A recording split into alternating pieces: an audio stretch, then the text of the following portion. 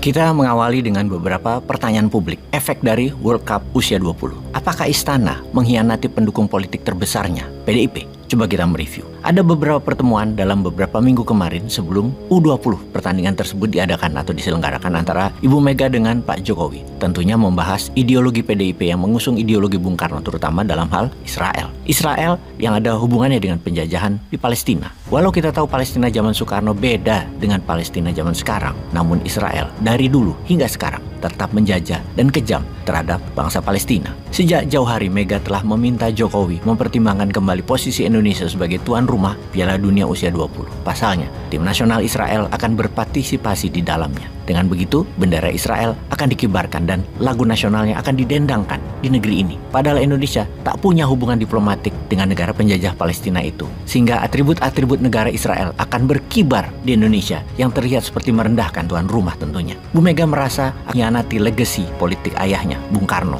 Kalau pertandingan FIFA usia 20 tadi ada Israelnya. Yang mana Bung Karno dulu telah 2 kali menolak Israel dalam event nasional atau dalam event olahraga yang mempertemukan tim Indonesia dengan event yang ada tim negara Israelnya. Juga alasan konstitusi Indonesia tak membenarkan karena tidak ada diplomatik antara Indonesia dengan Israel. BIN, Badan Intelijen Negara, telah memperingatkan akan ada demo besar bila tim nasional Israel ikut serta. Kemudian, Ibu Mega menawarkan beberapa opsi ke Pak Presiden Jokowi. Di antaranya, bendera Israel tidak dikibarkan, lagu nasionalnya tidak dinyanyikan, dan tidak ada liputan atau tidak ada penonton tiap kali timnas Israel bertanding. Agaknya saran ini tak digubris, mungkin karena telah dapat jaminan dukungan dari Ketua Umum PBNU yang dikenal dekat dengan Israel. Sebuah pandangan politik berseberangan sekali dengan PDIP, keputusan tetap menyelenggarakan acara yang ada peserta Israelnya tersebut. Karena tahu sikap Pak Jokowi yang tidak menerima saran Ibu Mega inilah yang mendorong Ibu Mega memerintahkan Gubernur Bali Iwayan Koster dan Gubernur Jawa Tengah Ganjar Pranowo untuk menolak pagelaran tersebut. Harapannya PDIP juga akan meraih simpati kaum muslim yang tentunya berguna dalam konteks pemilu nanti. Namun nampaknya ekspektasi itu tak tercapai. Bahkan mungkin pemilih PDIP merosot karena kasus ini. Sesal Ibu Mega bertambah. Sebelumnya kita semua tahu bahwa Ibu Mega kecewa pada Pak Jokowi yang tergiur pada gagasan Opung untuk memperpanjang masa jabatannya. Lagi-lagi permintaan Mega agar wacana perpanjangan itu dihentikan juga tidak digubris. Pak Presiden tentunya lebih mendengar Opung sebagai penasehat politiknya daripada Ibu Mega saat ini, dan itu semua sudah diketahui umum. Hal ini bisa dipahami lantaran secara ideologi politik Istana memang tidak sama ideologinya dengan PDIP. Padahal PDIP sudah memberi dukungan penuh kepada Istana ketika Pak Jokowi ingin membangun dinasti politik di keluarganya dengan memfasilitasi Gibran dan menantunya Bobi Nasution merebut kekuasaan di daerah. Kini Kaisang diplot menjadi calon wali kota Depok. Yang paling terbaru kemungkinan yang membawa kekecewaan Ibu Mega adalah ketika PDIP diisolasi. Istana membangun koalisi besar, 5 parpol, Golkar, Gerindra, PKB, PAN, P3. Nyaris pasti koalisi ini akan menjagokan ketum Gerindra, Prabowo Subianto, dan ketum Golkar Erlangga Hartarto sebagai pasangan bakal capres dan cawapres. PDIP dibiarkan sendirian setelah koalisi Perubahan dan Persatuan, Nasdem, Demokrat, dan PKS terbentuk dengan Anies Baswedan sebagai bakal calon presidennya. Memang PDIP bisa mengusung capres sendirian tanpa perlu berkoalisi dengan parpol lain, namun peluang menangnya kecil kalau Puan Maharani adalah bakal calon presidennya mengingat elektabilitasnya rendah. Ganjar Pranowo lebih menjanjikan,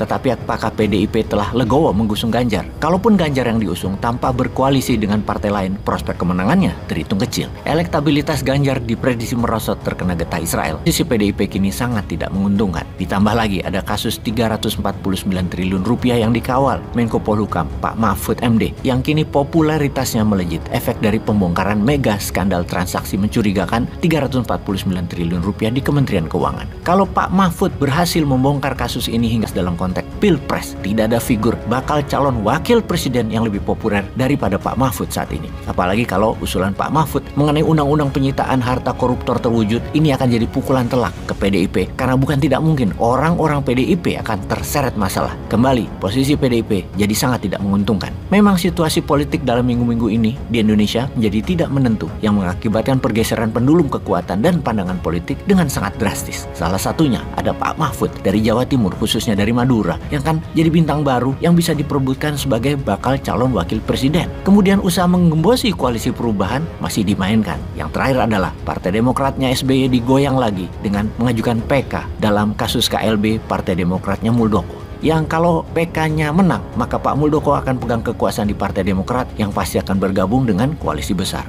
Akibatnya, Anies bakal calon presiden kurang peluru suara thresholdnya. Pertanyaan terakhir, mungkinkah partai yang diisolasi istana bergabung kemudian mencalonkan Ganjar Anies atau Anies Ganjar melawan koalisi besar? Setelah wacana perpanjangan gagal dapat dukungan pengadilan, dapat dukungan DPR dan MPR, perpanjangan tetap prioritas, baru menjadikan orangnya istana ketampuk 2024.